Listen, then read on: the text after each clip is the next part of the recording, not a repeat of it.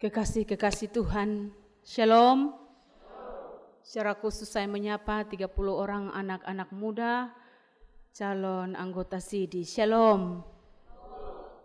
Sukacita Tuhan menjadi bahagian semua kita yang mengambil bahagian dalam kebaktian minggu pagi ini.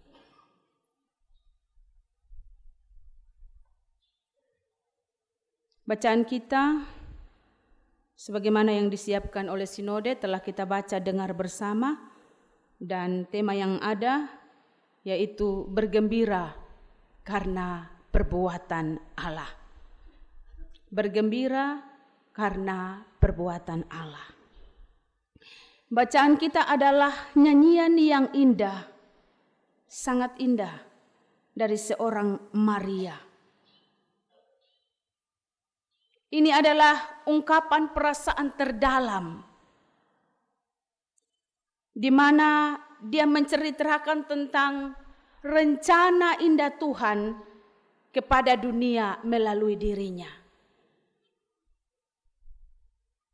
Ini adalah nyanyian yang sangat indah dari Maria, sebuah ungkapan hati yang begitu dalam tentang rencana indah Tuhan terhadap dunia melalui dirinya. Siapa sih Maria? Dalam kalangan Yahudi, perempuan itu ada, tapi dianggap tiada. Kehadirannya tidak diperhitungkan. Dan karena itu, Maria melihat rencana Tuhan ini sebagai sebuah perbuatan Allah yang patut disyukuri dan membawa ia ada dalam sukacita. Kita ada di minggu Advent yang keempat, minggu terakhir dalam persiapan untuk menyambut Natal. 30 anak-anak kita yang sudah mengikuti kelas katekisasi kurang lebih hampir 1 tahun. Hari ini akan mengucapkan janji, ikrar mereka di hadapan Tuhan sebagai anggota gereja dewasa. Dan firman Tuhan menjadi bahagian untuk kita renungkan bersama. Kegembiraan Maria karena perbuatan Allah dalam dirinya menjadi sebuah ajakan bagi kita semua. Bergembiralah karena perbuatan Allah. Mungkin kita terlalu sibuk dengan hidup yang penuh persoalan, penuh tuntutan. Ada saja masalah yang tidak pernah berkesudahan. Dan itu dapat menjadi alasan untuk kita kehilangan sukacita, bergembira di dalam Tuhan. Tetapi Maria pagi hari ini datang dan mengajak kepada kita, ada 1000 alasan yang mungkin membuatmu mengeluh. Tetapi ada 1001 alasan yang membuatmu harus bergembira di dalam Tuhan karena perbuatan-perbuatan Tuhan. Entah apa situasi kehidupan kita masing-masing, bergembiralah karena perbuatan Tuhan. Orang percaya, sukacita dan kegembiraannya tidak bergantung kepada peristiwa atau situasi yang dialami. Tetapi ketika dia masih tetap percaya bahwa dia punya Tuhan. Dan dia tetap percaya bahwa Tuhan ada untuk menopang dan menolongnya. Kenapa kita harus bergembira di dalam Tuhan? Karena perbuatan Allah. Alasan yang pertama, alasan Maria menjadi alasan kita untuk bergembira. Karena Tuhan telah menjadi juru selamatku.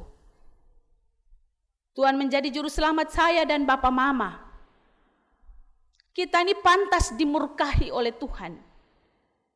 Kebobrokan, kecemaran, aib, pelanggaran-pelanggaran kita, dosa membuat kita tidak layak di hadapan Tuhan. Manusia berupaya untuk mendapat kembali kasih karunia di hadapan Tuhan. Tapi hati manusia ini selalu berbuahkan yang jahat saja. Karena itu Tuhan datang ke dalam dunia ini. Yesus Kristus ada di tengah-tengah dunia ini. Sudah datang, telah datang untuk saya dan Bapa Mama. Tidak memperhitungkan dosa dan pelanggaran, Tuhan sediakan keselamatan bagi saya dan Bapa Mama. Tuhan telah jadi juru selamat dalam kematiannya di atas kayu salib. Karena itu sebagaimana Maria, kita pun bergembiralah karena perbuatan Tuhan. Tuhan telah menjadi juru selamat saya dan Bapa Mama.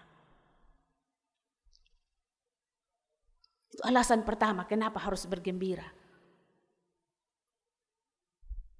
Alasan yang kedua, dalam kerendahan Maria,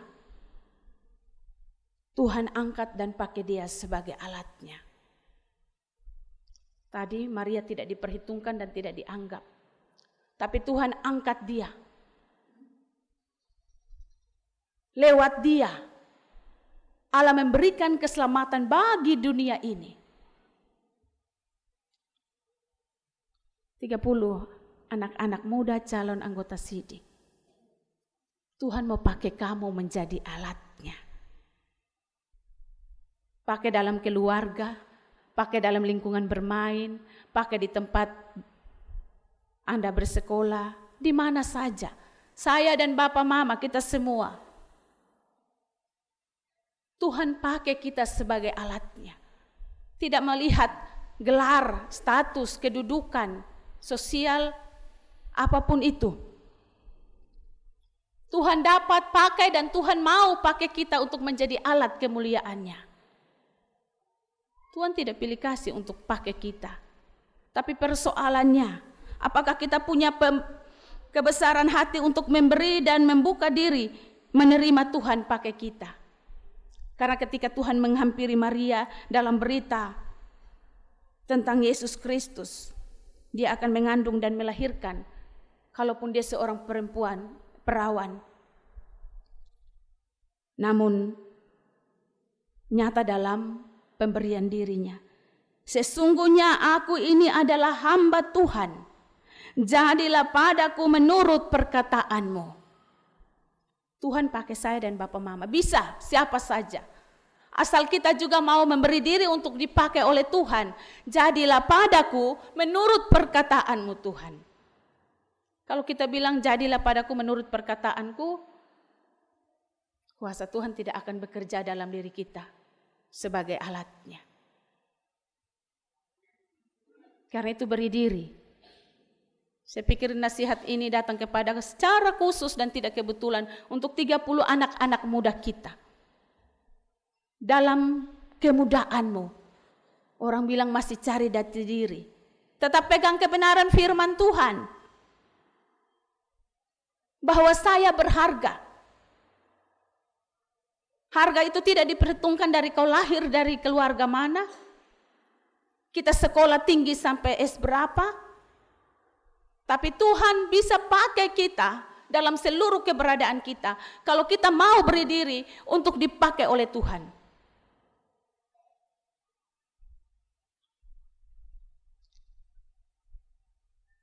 Bisa saja kita mencari dan menikmati masa muda.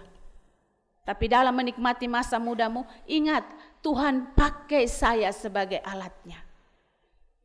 Di lingkungan bermain yang tidak betul,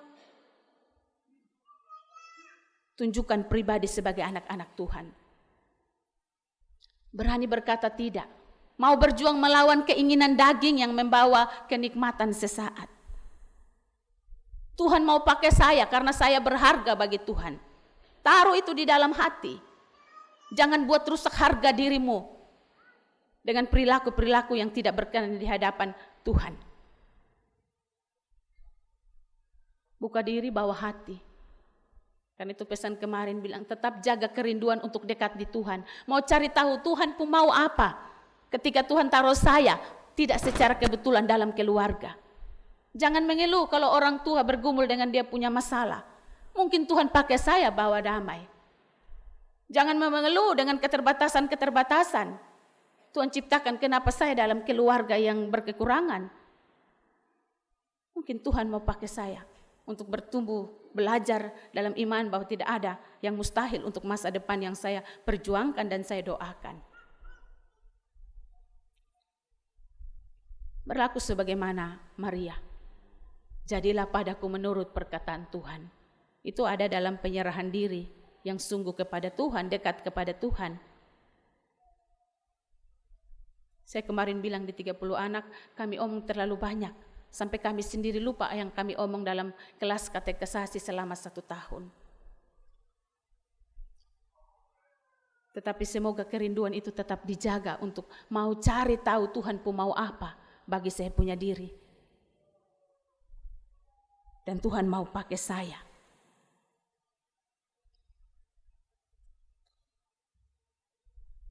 Dan poin yang ketiga, Tuhan setia pada janjinya. Di ayat yang ke-54 dan 55. Ia setia terhadap keturunan Abraham, Ishak, Yakub. Ia tidak lalai dengan janjinya untuk terus memberkati umatnya. Kita umat keturunan yang dipilih dan diselamatkan oleh Tuhan. Pegang janji Tuhan. Tuhan ada dan menolong kita. Tuhan menyediakan yang terbaik bagi kita. Kalau kita harus bergumul lewat satu proses yang terlalu rumit, nikmati proses itu dalam mengaminkan janji Tuhan itu.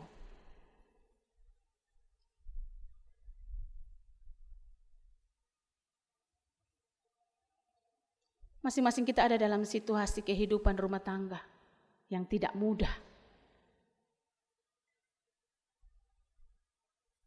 Tapi mari pegang janji Tuhan. Supaya selalu ada sukacita, bersukacitalah di dalam Tuhan. Sekali lagi kukatakan bersukacitalah. Ini sebuah ekspresi kegembiraan dari batin. Bukan luar, tapi batin. Dan kalau demikian, damai Natal itu sungguh menjadi bagian kita. Damai Kristus tidak ada saja di Natal, tapi dalam hari-hari kehidupan kita yang tidak gampang ini. Tuhan memberkati kita dengan firman-Nya. Amin.